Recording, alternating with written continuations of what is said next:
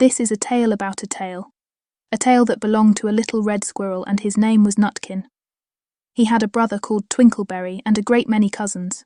They lived in a wood at the edge of a lake.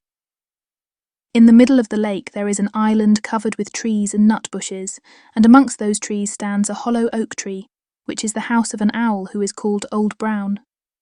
One autumn, when the nuts were ripe, and the leaves on the hazel bushes were golden and green, Nutkin and Twinkleberry and all the other little squirrels came out of the wood and down to the edge of the lake. They made little rafts out of twigs, and they paddled away over the water to Owl Island to gather nuts. Each squirrel had a little sack and a large oar, and spread out his tail for a sail.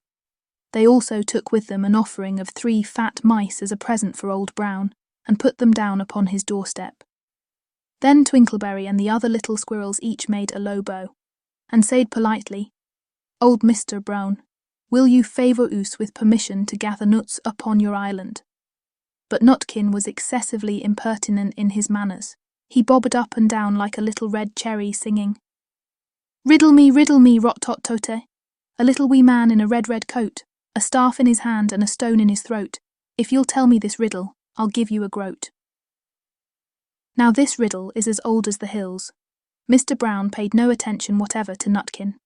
He shut his eyes obstinately and went to sleep. The squirrels filled their little sacks with nuts and sailed away home in the evening.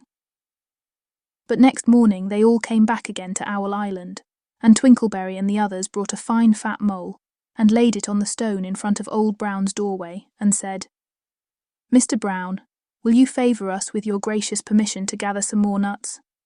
But Nutkin, who had no respect, began to dance up and down, tickling old Mr. Brown with a nettle and singing, "Old Mr. B, riddle me ree, hitty-pitty within the wall, hitty-pitty without the wall. If you touch hitty-pitty, hitty-pitty will bite you." Mr. Brown woke up suddenly and carried the mole into his house. He shut the door in Nutkin's face. Presently a little thread of blue smoke from a wood fire came up from the top of the tree, and Nutkin peeped through the keyhole and sang, "A house full, a hole full, and you cannot gather a bowlful." The squirrels searched for nuts all over the island and filled their little sacks, but Nutkin gathered oak apples, yellow and scarlet, and sat upon a beech stump playing marbles and watching the door of old Mr. Brown. On the 3rd day the squirrels got up very early and went fishing. They caught 7 fat minnows as a present for Old Brown. They paddled over the lake and landed under a crooked chestnut tree on Owl Island. Twinkleberry and 6 other little squirrels each carried a fat minnow, but Nutkin, who had no nice manners, brought no present at all. He ran in front, singing. The man in the wilderness said to me, "How many strawberries grow in the sea?" I answered him as I thought good, "As many red herrings as grow in the wood." But old Mr. Brown took no interest in riddles, not even when the answer was provided for him. On the 4th day, the squirrels brought a present of 6 fat beetles, which were as good as plums in plum pudding for Old Brown. Each beetle was wrapped up carefully in a dock leaf, fastened with a pine needle pin. But Nutkin sang as rudely as ever. "Old Mr. B, riddle me ree, flower of England, fruit of Spain, met together in a shower of rain. Put in a bag tied round with a string. If you'll tell me this riddle, I'll give you a ring." Which was ridiculous of Nutkin because he had not got any ring to give to Old Brown. The other squirrels hunted up and down the nut bushes, but Nutkin gathered robin's pincushions off a briar bush and stuck them full of pine needle pins. On the 5th day the squirrels brought a present of wild honey.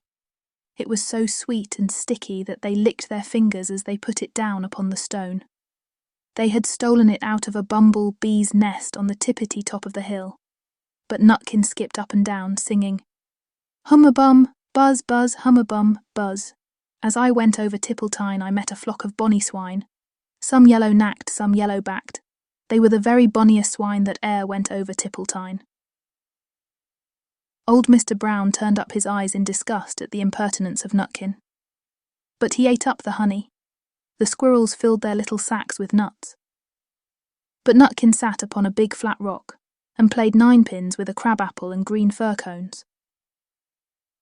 On the 6th day, which was Saturday, the squirrels came again for the last time. They brought a new-laid egg in a little rush basket as a last parting present for Old Brown. But Nutkin ran in front laughing and shouting. Humpty Dumpty lies in the beck, with a white counterpane round his neck. 40 doctors and 40 wrights cannot put Humpty Dumpty to rights. Now old Mr. Brown took an interest in eggs. He opened one eye and shut it again.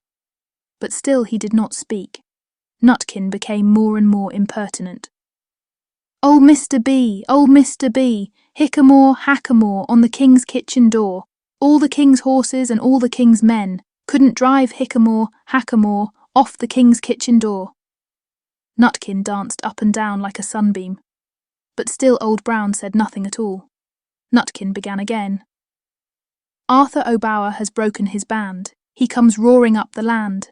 The King of Scots with all his power cannot turn Arthur of the Bower." Nutkin made a whirring noise to sound like the wind, and he took a running jump right onto the head of Old Brown. Then all at once there was a flutterment and a scufflement and a loud squeak.